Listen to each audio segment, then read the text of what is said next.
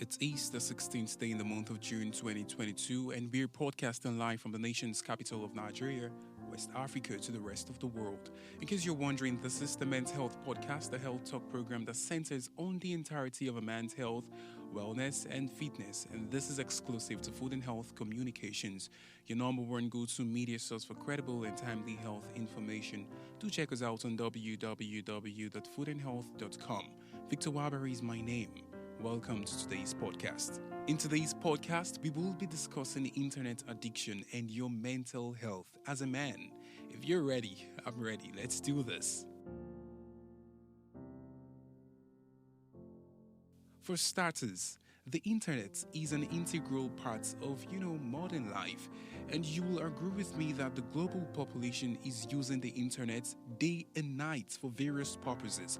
However, we may not or may realize that, using the internet has not just become our habit, but an addiction. And this addiction is also the reason we notice an excessive rise in mental disorders among people all over the world. It is a psychological dependence that leads to an impairment of various life activities. And, we need to understand that not just internet addiction, but internet gaming disorder is also having negative impact on your psychosocial functions, and as such, excessive internet use is related to many psychiatric and, physiosocial disorders. Now, if you feel the need to constantly check your social media accounts or, play games, give up on sleep, trying to reach new levels, you may be experiencing problematic internet use. I mean, if it gets that bad that you're able to give up your sleep just because you want to be on the media, you want to be on the blog, you want to get some levels, you want to reach some heights in your gaming internet life, then it might just be that you're already experiencing problematic internet use. Now, let's delve deeper into the cause of internet addiction, its symptoms, and its treatment as we try to look at the cause of this problem. I'd like you to know that there is no single cause of internet addiction, as several factors can actually play a role, including number one, underlying mental health conditions, including anxiety and depression. There are quite a lot of people who, due to their mental states, due to issues of anxieties and depression, they kind of see the social media as a place where they just get to cool off, but taking it to extreme can actually lead to this addictive tendency. And number two, we have the environmental factors. Now, I will talk more on these factors as we progress. Now that you understand this, let's see what are the symptoms of internet addiction. Well, we've got so many symptoms ranging, from social symptom to psychological symptom to physical symptom and so on. Let's start off with the social symptom of internet addiction. Number one, spending the majority of your waking hours online. There are quite a lot of people who do not know that they are already entangled into these addictive tendencies we're talking about. First thing they do, they wake up online, they sleep online, they do everything online. So if you begin to discover that you spend the majority of your waking hours online, you might just be addicted already. I mean, you understand that we have 24 hours in a day, and out of 24 hours, let's say you sleep for 8 hours. And how many hours left? You're left with 16 hours. And if in your 16 hours, you can deliberately find out that out of 16 hours you're spending between the hallmark of 10 hours to 12 hours, my friend, you're addicted. Well, what are the symptoms can we see that is part of this addiction we're talking about? Number two, spending longer online than you had originally planned. Sometimes we'll just say, okay, let's just go out there and let's get into the blog, let's get into the media and just do, a couple of hours, 1 hour, 2 hours, and I'm done. And 1 hour becomes 3 hours, 2 hours become 5 hours, 3 hours become 8 hours. That's a sign that you're getting addicted. Number three, feeling as though you have lost control over how much time you spend on the internet. If you get to those points where you're beginning to feel it seems as if I've lost control over, you're not able to control it. You can't decide when to come on and when to come off. It's more like you're already under the control of the social media, my friend. that is a strong sign that you're already getting addicted or already addicted. Number four, continuing to spend time online despite the negative consequences that you have experienced as a result of your compulsive internet use. There are quite a lot of people, young boys, adults, men who have suffered from so many consequences as a result of overstaying online. And you know that you've suffered these things, but you can't still help it. You still continue to spend that large amount of time online. My friend, you're getting addicted, and it's sure on its way to affecting your mental health. Number five, finding that you're unable to bring yourself to log out of your devices, your apps, even though you might want to. You're at those points where, okay, you're already tired, you've seen all you want to see online, but just to click that red button and get out, you're unable to do that. You find it very difficult to log out. You find it very difficult to keep your phone and do some of the things. My friend, you might just be getting addicted or already addicted. Number six, poor performance or attendance at work as being online has, become more important to you. There are quite a lot of young adults, men, boys who at their workplace they spend most of the time on their phones, on their computers, and it suffers the work they actually are supposed to do. If you're at that point, that's a sign, that's a symptom. It's very, very dangerous. Number seven, losing interest in activities, hobbies, or responsibilities that were once of importance to you. Did you have activities you normally did engage yourself in, hobbies you were responsible to, things you were dedicated to, but over a long period of time, due to the social media, due to the internet, you've lost responsibilities of those activities and do no longer even interest you? That's a sign, my friend, you need to look out for. Number eight, experiencing relationship problems as a result of your constant need to be online. I've had to know so many relationships that have suffered shipwreck due to one of the partner not being able to control their social media use. So many marriages as that bad have crushed just because one of the partner, probably the husband or the wife, is not able to control their social media, their internet use. If you're at that point, my friend, there is a problem. It's a sign, it's already a symptom that you are approaching the red line. Number nine, withdrawing from family and friends, leading to, loneliness and social isolation. There are persons who it has gotten bad to the point where they do no longer want to be with people. They don't want to have persons around them. They do not really want to go out and interact with people. They just want to be lonely. They just want to be with their phones. That's how bad it is. If you're at that point where you are deliberately withdrawing from your family, deliberately withdrawing from your friends, deliberately just wanting to be lonely, even when not necessary, you just want to be isolated, just want to be with your phone, there is a problem. The danger alarm is already ringing. Number 10, concealing the amount of time you spend online from family members and loved ones. You do not want to tell them. You don't want to tell them. You just want to be to yourself. And the time, the kind of amount you spend on it, you don't want anybody to know.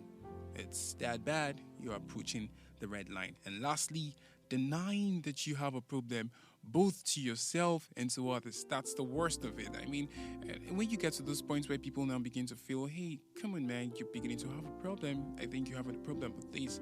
And you're deliberately denying that you have a problem, both to yourself and to others when you know you have a problem.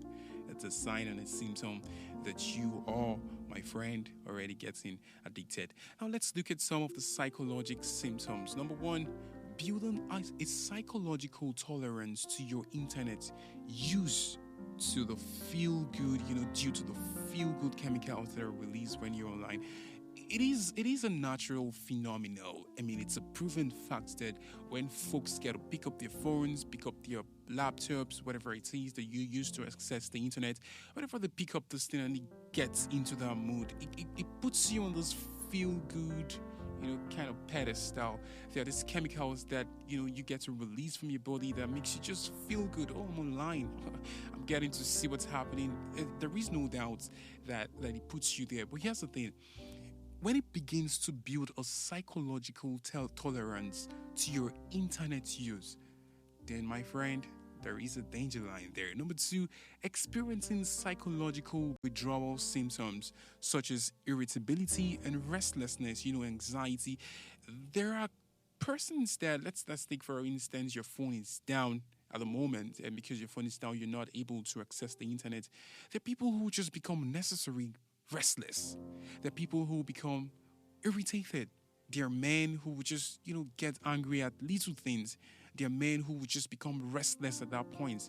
If you are a man in that condition, a man who's supposed to be the head of the family, a boy who was supposed to be, seen as a heir growing up to becoming a responsible father, if you are at that point, it is a danger sign. Number three, becoming angry and, agitated. I already talked about that. Whenever you're asked to reduce your internet use, whenever your wife talks to you and tell you, honey, can you just reduce your internet use? You flare up as a man, you become angry. As a boy, whenever your parent tells you, you need to reduce this, you become irritated, you become angry, you just flare up, you get provoked. It is a red line. Number four, inability to focus or concentrate. That's one of the psychological aspects. That's one of the psychological signs. It now begins to affect your concentration level. You're in class as a boy, you cannot concentrate on what's on the board. You're thinking about the blog you saw, you're thinking about the post you saw last night, you're thinking about what you want to post next. As a man in the office, you're thinking about, the things you saw on the social media the previous night, and such, you cannot concentrate. It's a danger sign, my friend. Number five, it leads to memory problems. Memory problems. It's still the same thing. Because of that, there are quite a lot of people who, because of the addiction that is already prevalent in them, they begin to lose track of memories. Things being said right now, they cannot remember. They begin to suffer from this, dampened memory retention. You get what I'm trying to say, right? Yeah, that's what it is. If you're approaching that point, my friend, it is a dangerous sign. Number six, using the internet in an attempt to deal with difficult emotions such as stress, anxiety, or depression.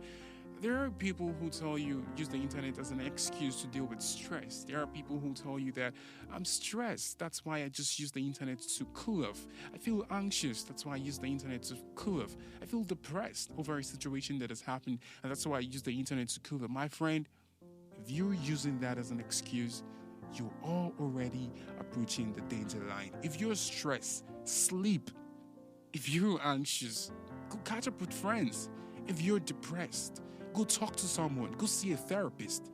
Do not resort to using the internet to salvage your stress, to salvage your anxiety, or to salvage depression. It is a wrong thing to do. Now let's get down further to look at some of the physical symptoms.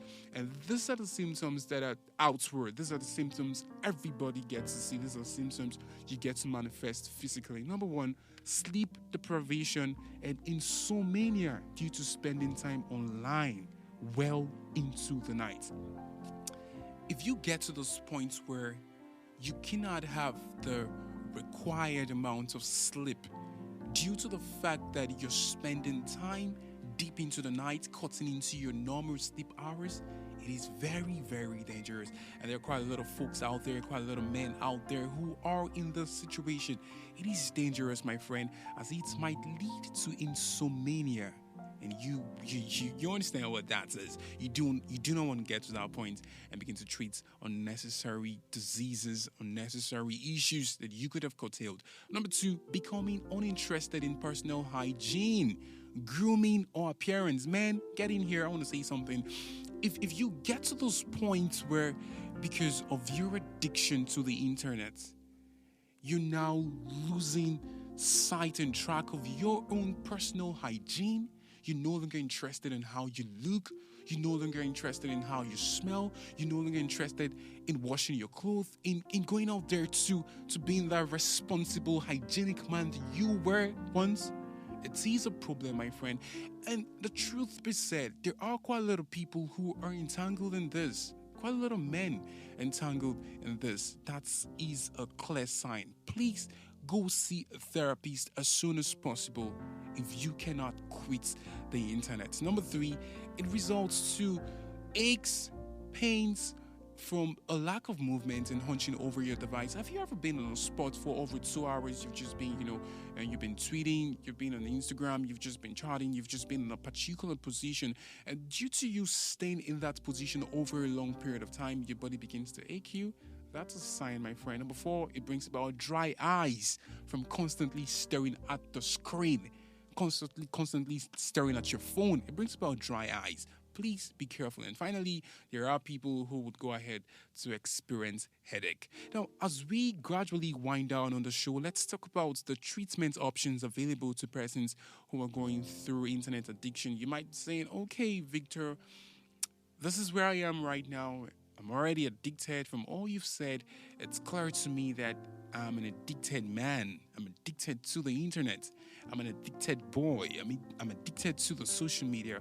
What are the treatment options available to me as a person who's in this condition? Well, I'll tell you that the first step in treatment is the recognition that a problem exists. Yeah.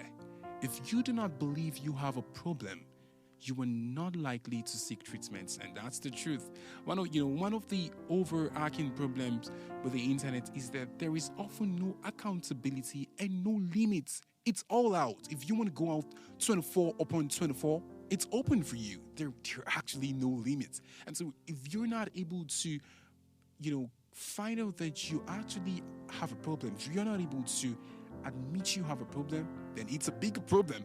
So the first step is for you to identify that you have a problem. Now, here's the thing. There is a debate in the literature whether, treatment is necessary in the first place. Well, I'll tell you that some believe internet addiction disorder to be a, fad illness. And, they suggest that it usually resolves itself on its own. So there are persons who believe that the internet addiction disorder is actually what's known as a fad illness. Fad is in FAD, that kind of illness that gets to resolve over time on its own.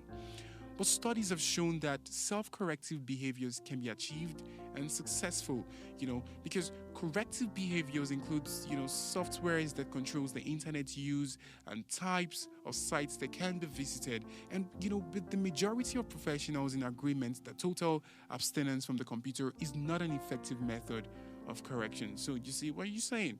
To try and fall to that category or to that school of thought that it might go on its own, you can tell how long. So abstaining altogether is your best options. And we've got some professionals who argue that medications are effective in the treatment of internet addiction disorder because, we are on the two categories. There are people who tell you, okay, just go see a therapist and you'll be fine. Just try as much as possible to quit and you'll be fine. But some other professionals argue that medications are actually effective in the treatment of internet addiction disorders because if you are suffering from this condition, it is likely that you are also suffering from an underlying condition of anxiety and depression. That's the truth.